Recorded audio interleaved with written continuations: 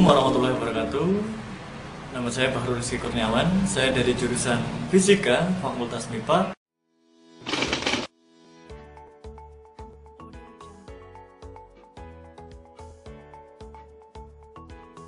Selamat datang di mata kuliah Asesmen Berbasis TIK. Saya ucapkan selamat bergabung kepada seluruh mahasiswa yang telah mengambil mata kuliah ini. Perkenalkan, saya Bahrul Rizky Kurniawan, dosen yang akan mengampu mata kuliah ini selama 1 semester. Silakan Anda subscribe channel YouTube saya karena materi pada perkuliahan ini dapat Anda akses melalui channel YouTube saya. Anda juga boleh like, share agar video ini bermanfaat untuk orang yang lebih banyak. Baiklah, sebelum kita mulai perkuliahan pada hari ini, kita awali dengan berdoa. Silakan berdoa sesuai agama dan kepercayaan masing-masing. Berdoa, dipersilakan. Selesai. Pada video kali ini, saya akan menyajikan gambaran umum tentang mata kuliah asesmen berbasis TIK. Jadi nanti Anda akan mengetahui apa saja yang akan kita lakukan bersama selama 1 semester ini. Adapun tujuan dari perkuliahan ini, yang pertama adalah mahasiswa mampu menghasilkan media penilaian berbasis TIK. Untuk menghasilkan media penilaian berbasis TIK, tentu mahasiswa harus mulai dari tahapan merancang. Jadi Anda akan merancang hingga menghasilkan media penilaian berbasis TIK. Penilaian berbasis TIK di sini terdiri dari 2 macam, yaitu penilaian yang dapat dilaksanakan secara online maupun secara offline. Untuk penilaian secara offline, di sini Anda akan menggunakan aplikasi seperti Microsoft PowerPoint. Kita mulai dari aplikasi yang sudah familiar dengan Anda. Kita akan mulai dari aplikasi yang mudah, yang telah Anda pahami sejak lama. Selanjutnya, ada juga aplikasi Macromedia Swismac. Pada semester lalu, Anda sudah mengambil mata kuliah tentang aplikasi ini, tentang penggunaan Macromedia Swismac untuk menghasilkan multimedia pembelajaran. Tapi kali ini, dengan menggunakan Macromedia Swismac, kita akan merancang media penilaian berbasis TIK. Jadi untuk mahasiswa yang sudah menguninstall aplikasi ini, silakan diinstal ulang. Anda akan menggunakan aplikasi ini selama 1 semester ini. Selanjutnya, untuk media penilaian yang dapat dilakukan secara online, kita akan belajar tentang Kahoot. Ada Quizzes dan Google Form. Berdasarkan tujuan yang pertama ini, Anda perlu menyadari bahwa selama perkuliahan berlangsung, akan ada proses mengembangkan keterampilan Anda. Keterampilan dalam menghasilkan media penilaian berbasis TIK. Sehingga nantinya Anda memiliki bekal untuk menjadi guru masa depan, guru yang dekat dengan teknologi. Produk-produk yang akan dihasilkan di dalam perkuliahan ini nantinya dapat Anda jadikan portofolio yang sangat berguna dalam melamar pekerjaan.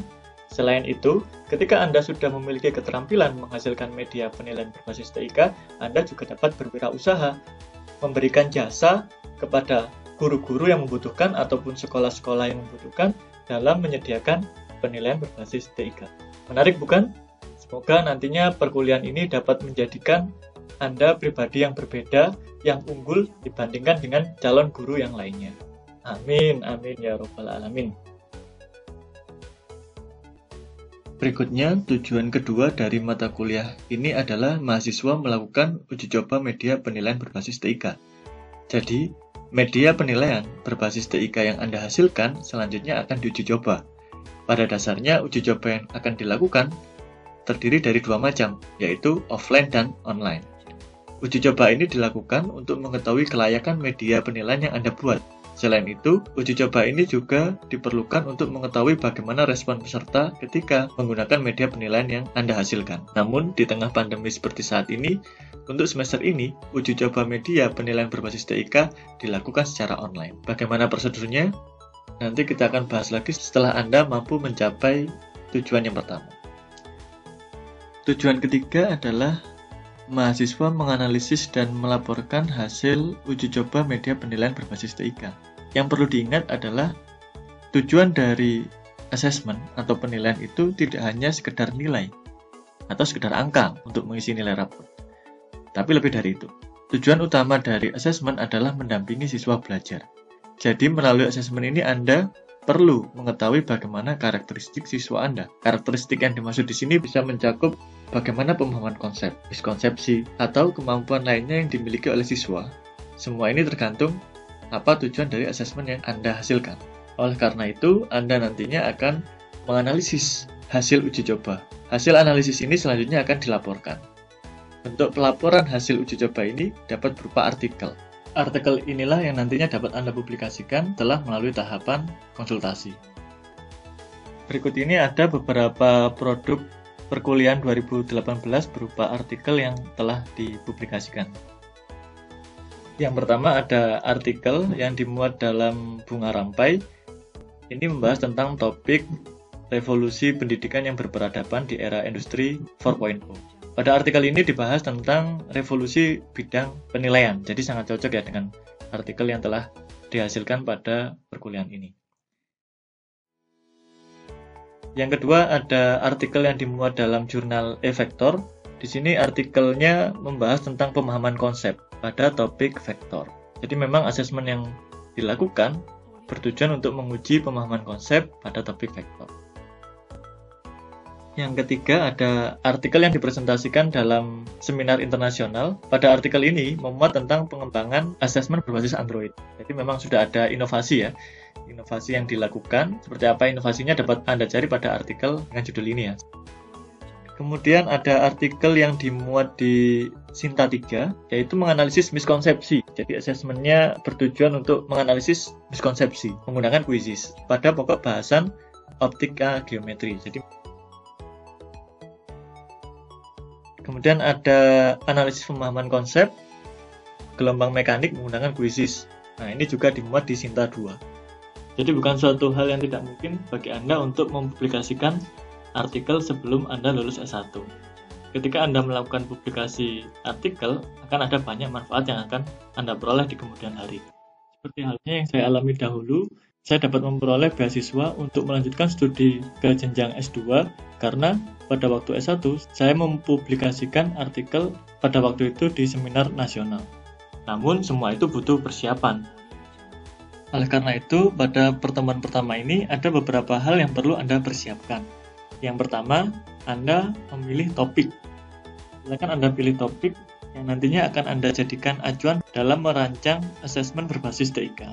Topik yang Anda pilih silakan Anda tuliskan melalui grup WhatsApp kelas ini. Setelah Anda memilih topik, yang kedua adalah Anda mempersiapkan soal-soal tentang topik tersebut. Saya sarankan Anda memanfaatkan Google Scholar untuk mencari soal-soal yang ada di artikel yang telah dipublikasikan oleh orang lain. Anda dapat mengakses Google Scholar, kemudian dapat Anda ketikkan topik yang Anda pilih, misalkan kinematika gerak. Di sini telah banyak artikel-artikel yang dipublikasikan tentang kinematika gerak. Silakan Anda baca artikel tersebut. Dalam beberapa artikel biasanya penulis menyajikan soal-soal yang mereka gunakan dalam penelitian mereka. Anda dapat manfaatkan soal-soal yang telah dipublikasikan dalam artikel tersebut. Setelah Anda menemukan beberapa soal dari artikel yang telah dipublikasikan, Anda menyusun soal tersebut dalam format sebagai berikut. Dan inilah yang akan menjadi tugas pertama Anda. Silakan dipahami dengan baik. Jika nanti ada kesulitan, silakan Anda tanyakan melalui forum di dalam grup WhatsApp kelas ini. Agar lebih jelas tentang tugas yang pertama ini, saya berikan contoh seperti ini ya. Ini adalah contoh yang saya siapkan. Saya ambil dari soal tesis. Bersoal ditulis di bagian bawah. Jika memang Anda memanfaatkan artikel yang telah dipublikasikan, Anda dapat menuliskan pustaka pada bagian bawah ini. Pada bagian atas, ada indikator soal. Anda wajib memberikan indikator dari soal yang Anda sajikan. Jika memang di artikel tersebut tidak ada indikator, Anda diperbolehkan untuk melengkapi indikator soal yang Anda gunakan. Kemudian Anda sajikan soalnya pada kolom di sini, beserta dengan kunci dan pembahasannya. Bagian yang paling penting adalah di sini, di deskripsi.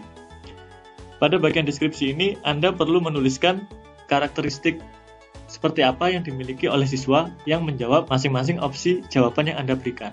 Misalkan di sini, saya memberikan soal tentang hukum Ohm. Dengan indikator soal, mahasiswa mampu menyatakan hukum Ohm secara matematis. Ada soalnya, ada pilihan gandanya. Kemudian, saya berikan pengecoh A.